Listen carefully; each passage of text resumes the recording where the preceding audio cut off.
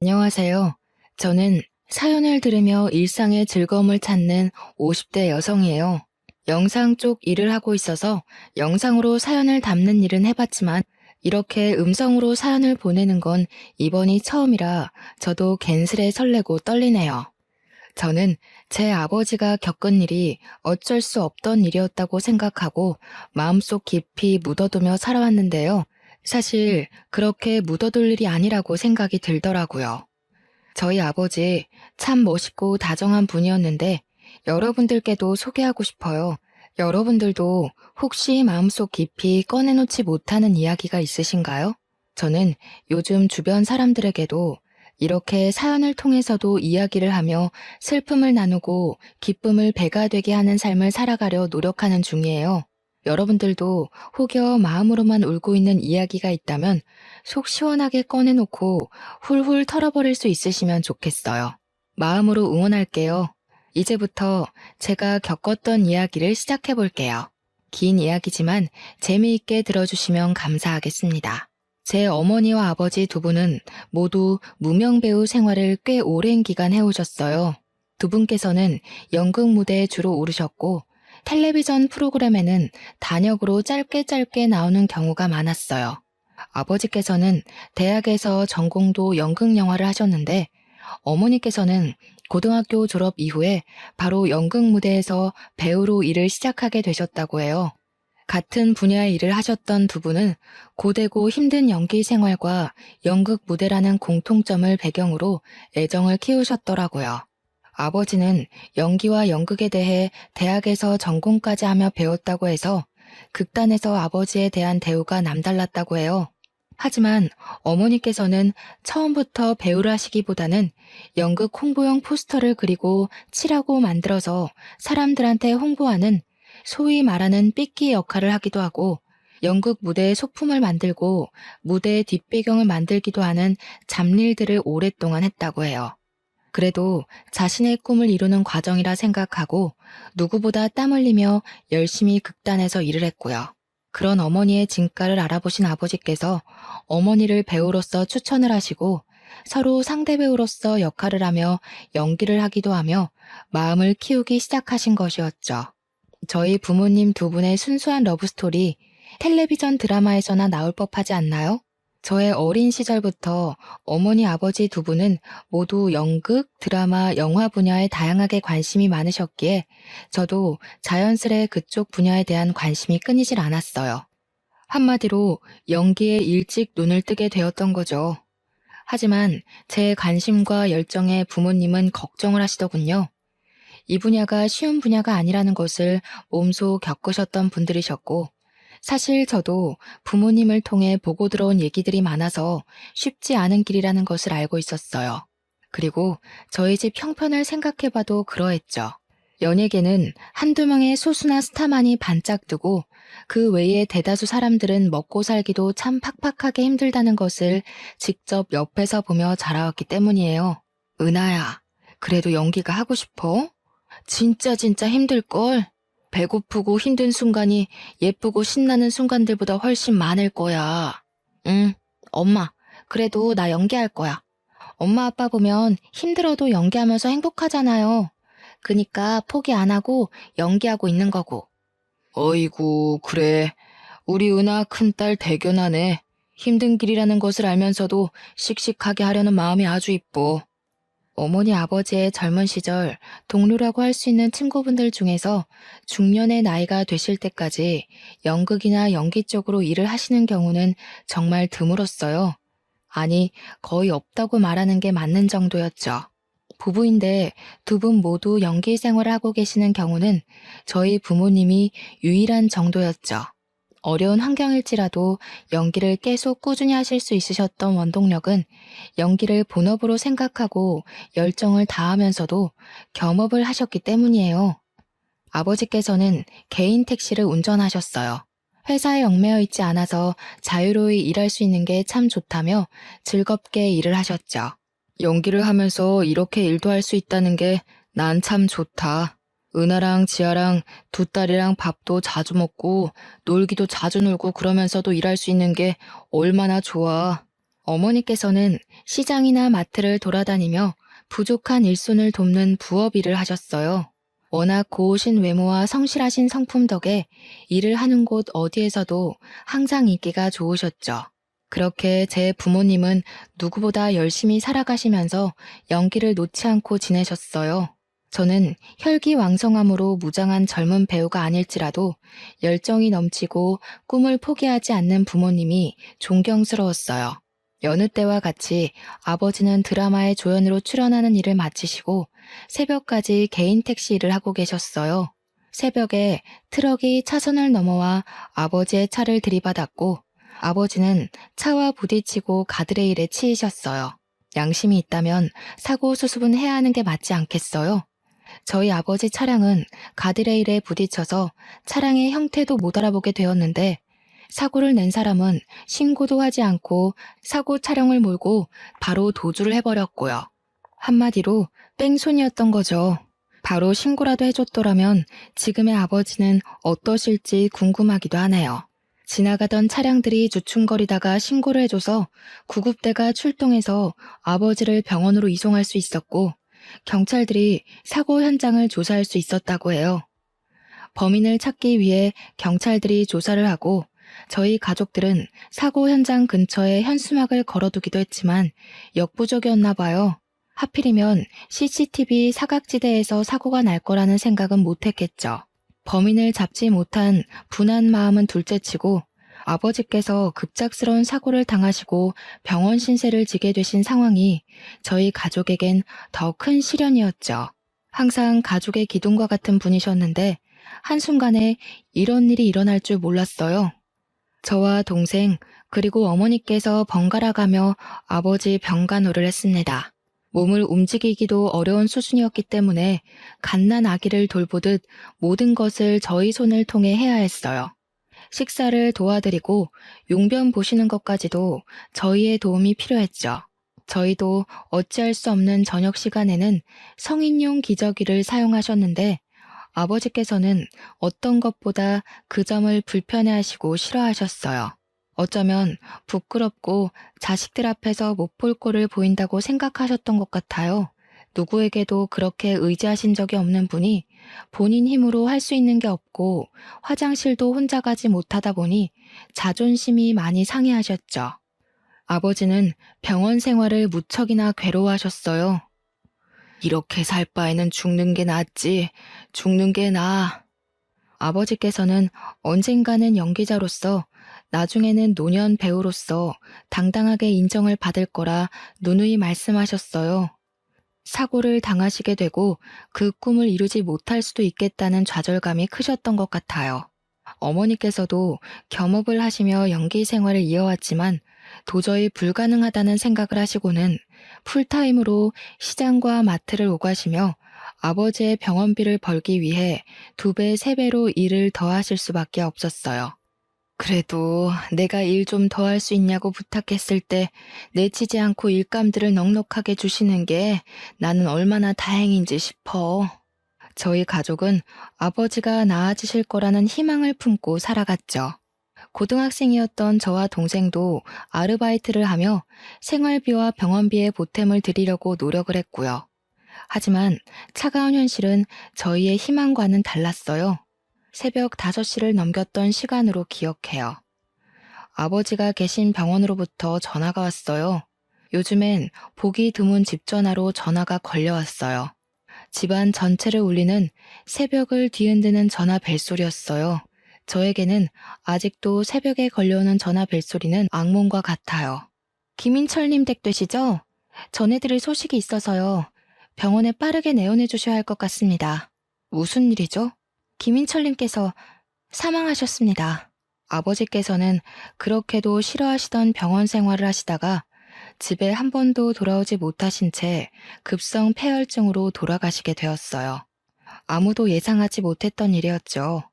저와 제 동생은 다음날 학교에 가기 위해 집에서 잠을 자고 있었고 어머니께서는 새벽 시장에서 일을 하고 계셨어요. 저희 가족 그 누구도 아버지의 임종을 지키지 못했어요. 지금 돌이켜 생각해봐도 정말 눈물이 앞을 가려요. 그 기억은 제 평생 없어지지 않을 아픈 기억이에요. 저희 가족의 지친 몸과 마음은 오직 아버지의 회복만을 바라고 달려왔는데 이렇게 허망하게 돌아가실 줄 몰랐어요. 저와 동생은 정말 아이처럼 그렇게 엉엉 울었어요. 돌아가신 아버지께서 얼마나 억울하실지, 저희를 남기고 가시는 마음이 얼마나 무거우실지 상상만 해도 마음이 아렸어요. 어머니께서는 현실로 받아들이지 못하셨죠. 펑펑 울어대는 저희와는 다르게 어머니는 눈물 한 방울도 흘리지 않으셨어요. 그저 넋이 나간 표정으로 장례를 치렀어요.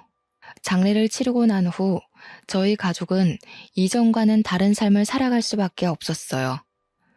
마음과 정신적인 지주였던 아버지의 부재가 생각보다 가족들에겐 큰 영향이 있었던 거죠. 가난했지만 웃음이 끊이지 않았던 집의 분위기는 180도 변했어요. 하루하루 막막하게 느껴지는 그 무게감을 우리 가족 모두가 감당했어야 했기 때문이죠. 은하야, 어떻게 하니? 우리 어떻게 살아갈 수 있겠니? 막막하구나. 너희 아버지 없는 우리가 뭘 할 수 있겠니? 내가 더 잘할게, 엄마. 내가 다 먹여 살리고 돈도 많이 벌게. 걱정하지 마. 가족 모두가 이를 악물고 살아가게 된 계기가 되었어요. 저와 제 동생 아르바이트를 하면서도 누구보다 성실하게 학교 생활을 하며 대학 진학을 꿈꿨어요. 그렇게 저는 아버지의 못다 이룬 꿈을 이루고자 연극영화과로 대학 진학을 했죠. 4년 내내 연기도 해보고 연출도 해봤지만 생각보다 연기보다 연출이 저에게는 더 맞았어요. 그래서 오직 연기만 하겠다고 마음을 먹었다가 진로의 방향을 틀었죠. 저는 대학에서 배운 연극과 영화, 연출이 전부인 양 꿈에 부풀어 취직시장에 뛰어들었어요. 와, 정말 생각보다 어렵더라고요. 제 전공을 살려 취업을 하는 것이요. 그렇게 고민 많은 20대 중반을 넘기고 취업 준비 기간이 너무 길어지면 안 될 것 같아서 그냥 저를 불러주는 적당한 기업에서 일을 시작하는 게 낫겠다 싶었어요. 그렇게 일을 시작하게 되었죠. 첫 출근에서부터 제 꿈은 산산조각이 났었죠. 학교에서 배웠던 연출과는 생판 다른 노동이더라고요. 저는 영상회사에서 이렇게 다양한 일들을 하고 있는 줄 몰랐어요. 조연출 일부터 시작을 했는데 갖은 보조원 역할은 다 했어요. 무슨 커피 심부름은 매일같이 줄기차게 있는지 몸에 익다 보니 커피 심부름은 별것도 아닌 게 되더라고요. 그리고 엑셀 작업은 또 뭐 이렇게 많은지 컴퓨터로 처리해야 하는 일들이 이렇게 많을 수가 있나 싶었어요.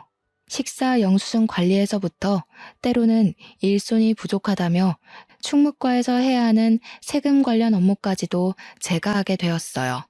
제가 원하던 일은 이런 게 아니었죠. 적어도 연출 전공을 살려서 아버지의 꿈을 뒤이어 이루겠다는 제 생각은 변함이 없었거든요. 아버지 어머니께서 연기를 하셨지만 저는 두 분의 진심 어린 연기를 어린 시절부터 봐왔기에 자신의 열정과 진심을 표현하는 연기자들, 사연들, 사람들을 영상으로 담고 싶어서 회사에 입사했는데 도대체 회사에서는 연출이나 연기와 관련된 업무는커녕 일부러 그러는 건지 다른 잡무들만 잔뜩 시키더군요. 하지만 저는 첫 술에 배부를 수 없는 거라 생각하고 저 스스로를 다지며 위로하며 일을 했어요. 이렇게 열심히 지내다 보면 제 진심을 알아주는 누군가가 있을 거라 생각했기 때문이죠. 저는 꼭 어머니 아버지 같은 진정한 배우를 모시고 영상에 담아내는 PD가 되고 싶었어요.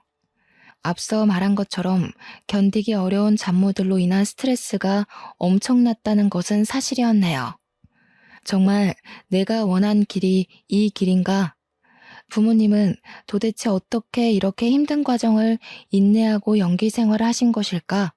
고민이 참 많았던 시기였죠. 지금에서야 돌이켜 생각해보면 영상회사에서 영상이 아닌 다른 분야의 일들에 대해 다양하게 배울 수 있는 기회였다고 생각을 하지만 당시만 해도 이렇게 쉽게 생각하기 어려운 상황이었어요.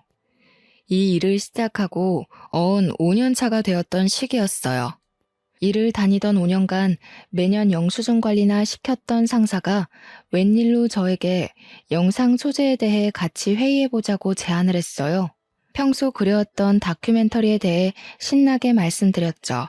회사에서 제대로 설명드리기 위해서 회의 자료들도 정말 열심히 만들어가고 PPT 작업까지도 해서 프레젠테이션을 발표했죠. 제가 오랫동안 기획해온 다큐멘터리 내용입니다. 모두가 주인공에만 스포트라이트를 비추고 박수를 쳐줄 때 누군가는 분명히 단역 조연으로 스포트라이트 밖에서 최선을 다하고 있죠. 이걸 저희 다큐에서 담으면 좋을 것 같아요. 제 열정에 대해 좋게 봐주신 것인지 여태 한 번도 없었던 인물과 장소 섭외에 대해 저에게 완전 일임을 해주셨어요. 아이디어를 더 디테일하게 내면서 어떤 영상 작품을 만들지 즐거운 고민이 시작됐죠. 몸은 힘들지라도 내 아이디어가 담긴 영상 작품이 생긴다는 마음에 굉장히 들뜨더라고요. 제가 어린 시절부터 꿈꾸듯 그려왔던 작품을 해야겠다 마음먹었어요.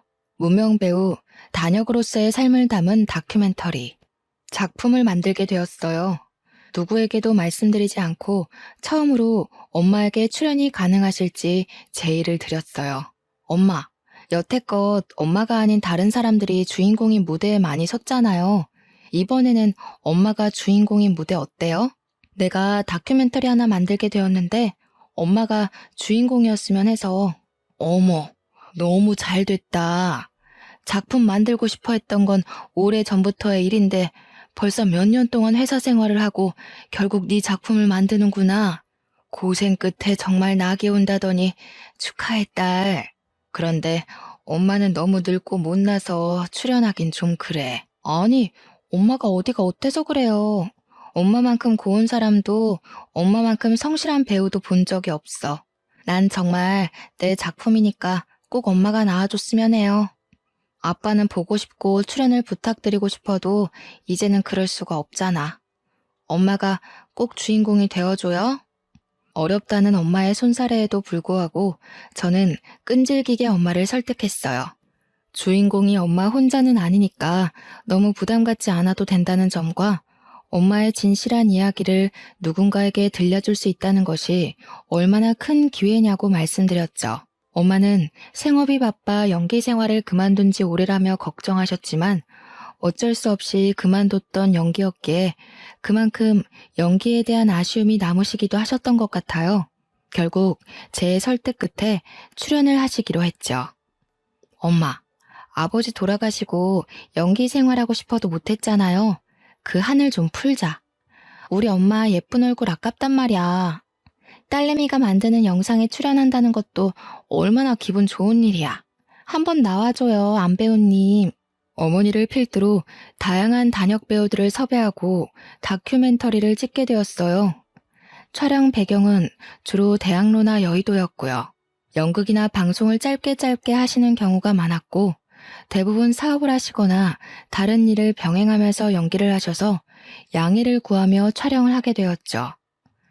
아이고, 참 내가 뭐라고 이렇게 또 방송을 타게 해주나. 너무 고마워요. 촬영하시는 분들 고생이 많네요. 은하도 그렇고.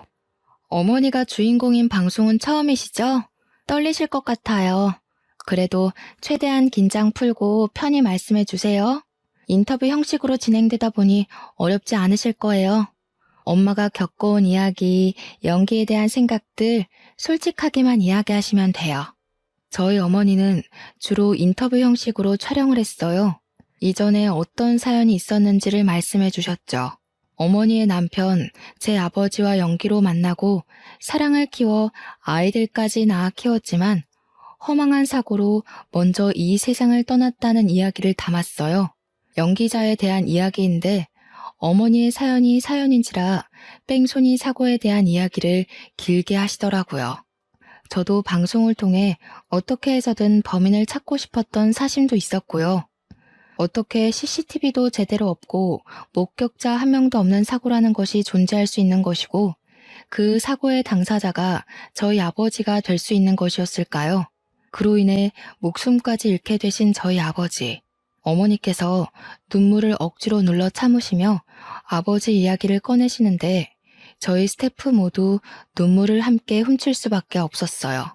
그런 일이 있었던 건 몰랐어요. 은하 PD 고생 많았네요. 진짜 텔레비전에 나올 만한 사연인데요. 어떻게 뺑소니 범인을 못 잡을 수가 있지?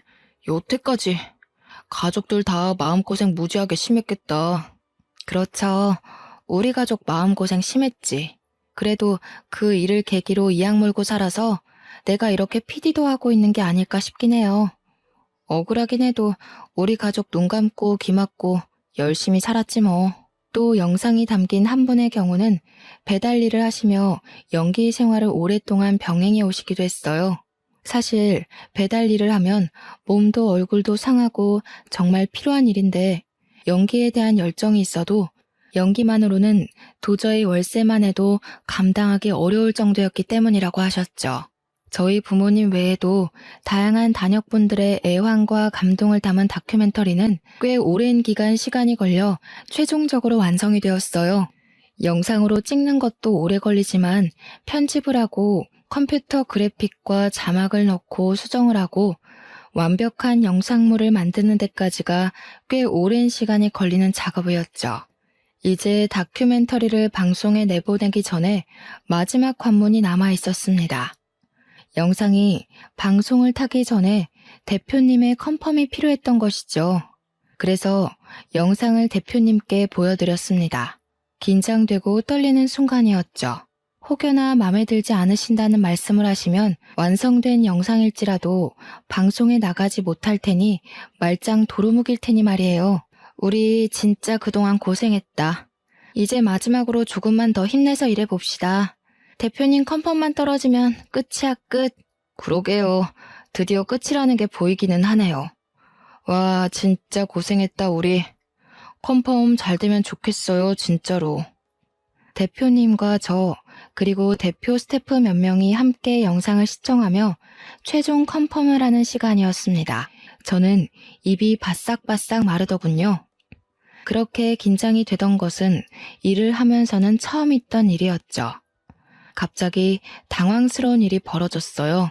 영상을 잘 보고 계시던 대표님이 오열을 하시는 상황이 생긴 거죠. 처음에는 당황한 표정을 감추지 못하셨는데 이내 눈물을 터뜨리시더라고요.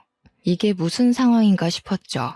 저는 놀라서 입을 다물지 못했지만 대표님께 휴지를 내어드리며 조용히 괜찮으시냐고 영상에 문제가 많다고 생각이 드시냐고 여쭤보았어요. 대표님, 괜찮으세요? 무슨 일이신지 여쭤봐도 괜찮으실까요? 제 영상 감동적일 수는 있지만 대표님께서 오열하시면서까지 그렇게 울만한 이야기는 아니었는데요. 아, 미안해요, 은하씨. 지금 내가 너무 마음이 가라앉지를 않아서 다음에 따로 시간 내서 말씀드릴게요.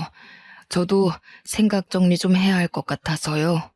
대표님의 뜬금없는 오열에 당황한 저와 스태프들은 침묵을 지키며 사무실에 각자 자리로 돌아왔습니다. 순간 저희의 노력이 물거품이 된 것만 같은 기분이 들었어요. 감동적인 포인트가 있다고 해도 그렇게 오열할 만큼의 슬픈 이야기는 분명히 아니었는데 대표님이 왜 저렇게 우시는 거지? 우리가 뭔가 잘못했나? 대표님이 무슨 큰일을 당하셨나? 우리 영상에는 누가 없어야 하는 건가 싶었어요.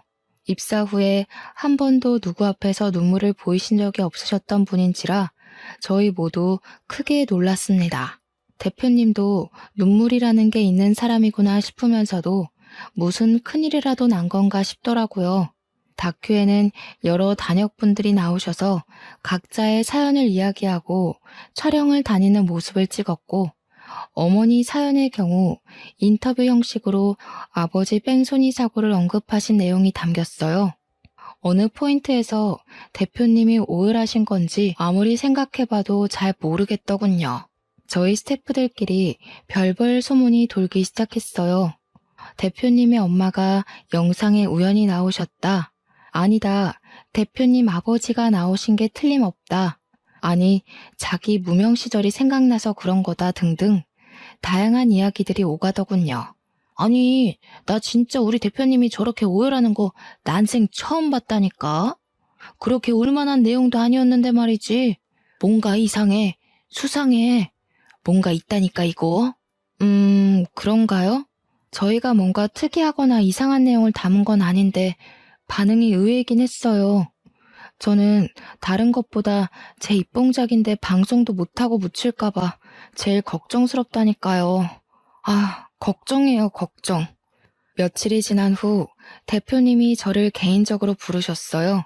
다큐멘터리의 총책임자이기 때문에 저를 부르셨겠거니 가벼운 마음으로 사장님을 뵈러 갔죠. 하지만 대표님 방에서 나올 때 제가 어떤 마음과 어떤 표정으로 나오게 될지는 전혀 예상하지 못했죠. 은하 PD, 어서 와요. 영상 찍느라 고생 많았죠? 편집도 무지하게 길었을 텐데 피곤은 좀 풀렸어요? 이럴 때 좀 쉬어야 다음 작품 쉽게 시작하지. 아, 네, 감사합니다. 피곤하긴 하네요. 영상 일, 연출 일이 쉽지 않다는 거 알고 시작했는데도 역시 힘들긴 하네요. 체력이 너무 딸려서 죽겠어요, 매일매일. 커피를 달고 삽니다. 대표님은 괜찮으신 거죠? 아유, 그럼 나야 너무 괜찮지. 은하 PD 노고에 비하면 내가 뭐 비할 바가 아니지.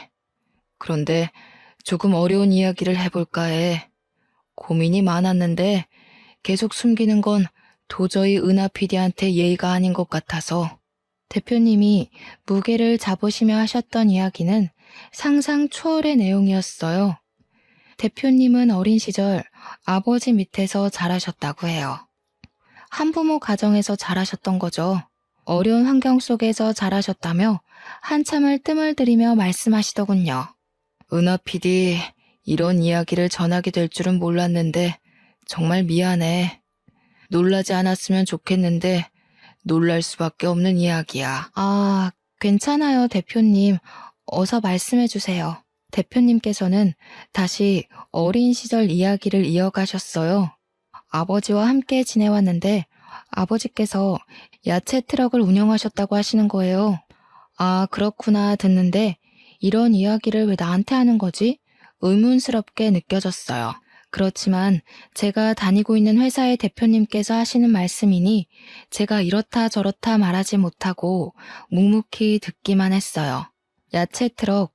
그런데 그 야채 트럭을 몰고 새벽에 운전하던 중에 아버지께서 사고를 내신 적이 있다고 하시더군요. 조수석에는 아들인 본인을 옆에 태우신 채로요. 사고가 워낙 크게 나서 기억이 나신다며 설명을 하셨어요. 그 새벽에 우리 아버지 야채 트럭이 승용차를 박았어. 아버지께서 새벽에 졸음운전을 하신 탓이었지. 중앙선을 살짝 넘어간다 싶었는데 기어코 옆 차선에서 오던 차를 친 거야.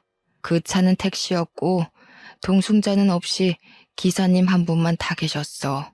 그리고 그 택시는 가드레일을 강하게 박았고 택시는 형태를 알아보기 힘들게 찌그러졌어. 네? 무슨 말씀이세요?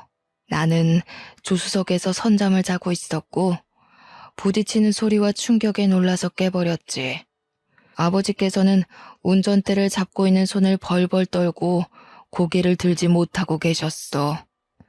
나는 아빠를 계속 불렀고 무서워서 울어버렸어. 그런데 아버지는 숙였던 고개를 들고 나를 한번 쳐다보시고 주위를 살피며 그대로 집으로 오셨어. 대표님은 계속 말씀을 이어가셨어요. 다큐멘터리에서 언급된 사고 현장은 아버지께서 자주 다니던 길이라 CCTV가 없었다는 것을 확실히 알고 계셨다고 해요. 하지만 아버지와 대표님이 보지 못한 목격자가 있을 수도 있을 거라는 생각은 있었고 언제든 아버지와 대표님께서 잡혀갈 수 있다는 죄책감이 있었다고 흐느끼셨어요. 하지만 아버지 없이는 살 수 없는 어린 대표님을 두고 감옥에 들어가실 수 없으셨는지 그렇게 뺑소니로 현장을 떠나셨던 거라고 하셨어요. 이런 이야기가 은하 씨 마음을 위로할 수 없다는 거 잘 알아. 그 사고 꽤 컸고 기사님도 많이 다치셨을 거라 생각하긴 했었어. 정말 미안해. 너무 미안해. 이 빚을 어떻게 갚아야 할지 모르겠어. 마음속으로만 지녀왔던 괴로움과 죄책감이었는데 이제 명확해졌어. 잊힐 수 있을 거라 생각했는데 아니었고 제가 만든 다큐멘터리를 통해 보니 제 어머니의 남편분, 즉, 제 아버지의 사고에 대한 인터뷰가 대표님의 두 눈으로 봤던 어린 시절의 사고 현장에 대한 기억과 일치한 것을 보고 오열을 하셨다고 했어요. 설마 설마 아니겠지 하며 외면해왔던 과오를 이렇게 마주하게 될 줄은 꿈에도 모르셨던 것이었죠. 저도 당황스럽기는 매한가지였습니다. 대표님은 아버지의 상황에 대해 아시는 것이 없으셨겠지만 제 아버지는 이미 이 세상을 떠난 지 오랜 세월이 흘렀기 때문이죠. 그 세월 동안 저희 가족이 받았던 상처와 눈물은 어떻게 보상이 될지 머리가 새하얘졌습니다. 그렇게 오랫동안 찾아 헤매왔던 뺑소니 사고의 목격자가 여기 이렇게 제 눈앞에 버젓이 있다뇨. 그런데 그 목격자가 뺑소니범의 아들이었고 사고에 대해서는 몇십 년간 침묵으로 일관해왔다뇨. 대표님이라고 하지만 참을 수 없는 화와 눈물이 뒤섞여 나왔습니다. 억울하고 화가 나서 미칠 것만 같았어요. 성실하고 다정했던 우리 아빠의 삶, 생명은 누가 어떻게 보상해 주겠어요. 주변에서도 다들 사고당한 사람만 불쌍하다며 그렇게도 수군거렸는데 말이죠.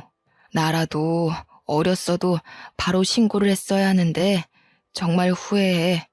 정말 미안해. 끔찍하게 사죄해요, 은하 씨. 대표님은 너무 미안해서 어찌할 바를 모르겠다며 제 두 손을 꼭 잡고 눈물을 주룩주룩 흘리셨어요. 아버지께서는 현재 나이가 노쇠하셔서 요양병원에 치매 환자로 입원해 계신다고 했어요. 대표님 아버지께서 정말 죄인이고 본인도 마찬가지라며 아버지께서 이런 일을 겪게 되신 것 정말 마음 아프고 유감이라고 말씀하셨어요. 당시에 어렸다고 해도 알 거는 다 알았는데 아빠와 아들 둘이서 살았던 어려운 형편에 아버지마저도 감옥에 가시면 대표님이 굶어 죽게 생겼다 보니 어느 하나 양심적으로 대처한 일이 없었다며 정말 미안하다고 말씀하셨어요. 아버지였어도 내 아버지였어도 신고를 했어야 마땅한 일이었지. 정말 죽을 죄였어요. 미안해. 아, 그런 사정이 있었을 거라 생각 못했어요. 게다가 목격자가 이렇게 있을 거라는 것도 상상 못했어요. 정말 엄청 찾아다녔는데 현수막도 붙이고 포스터도 돌렸는데 없더라고요, 목격자가.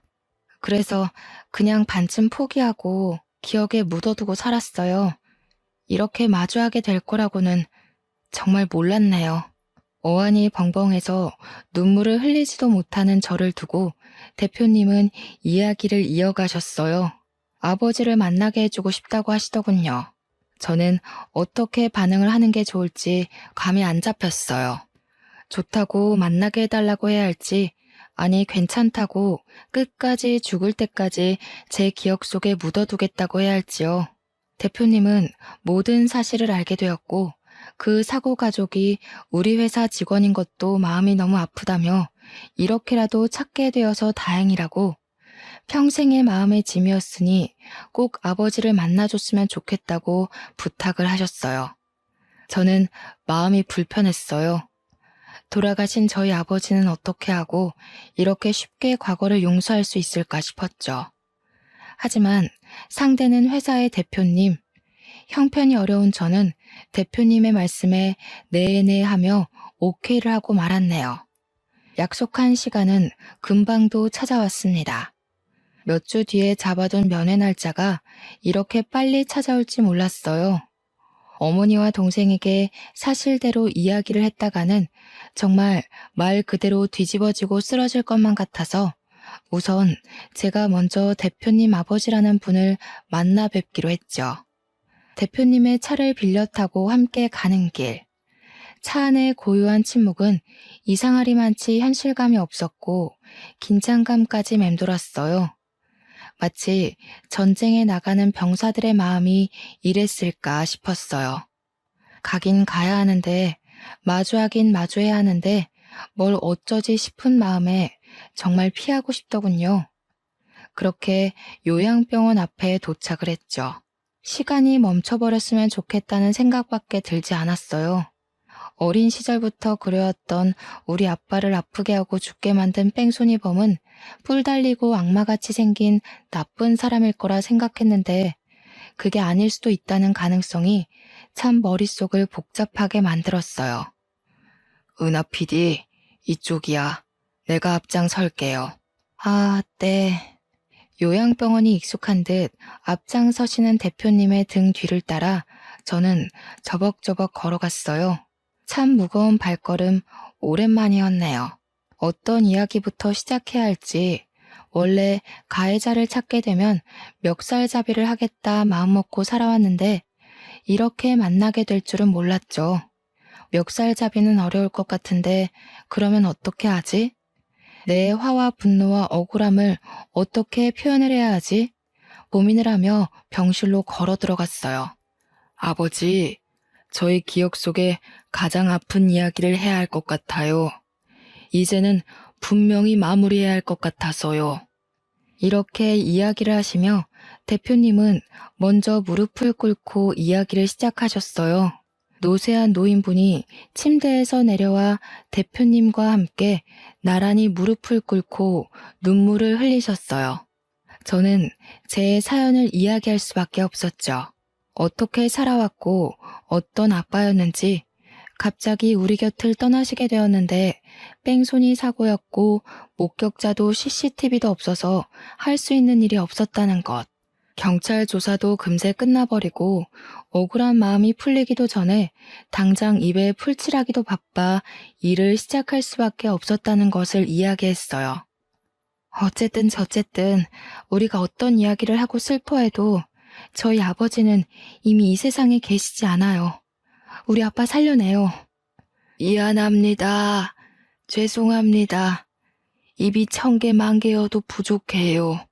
경찰서 앞을 몇 번을 찾아갔는지 모르겠어요.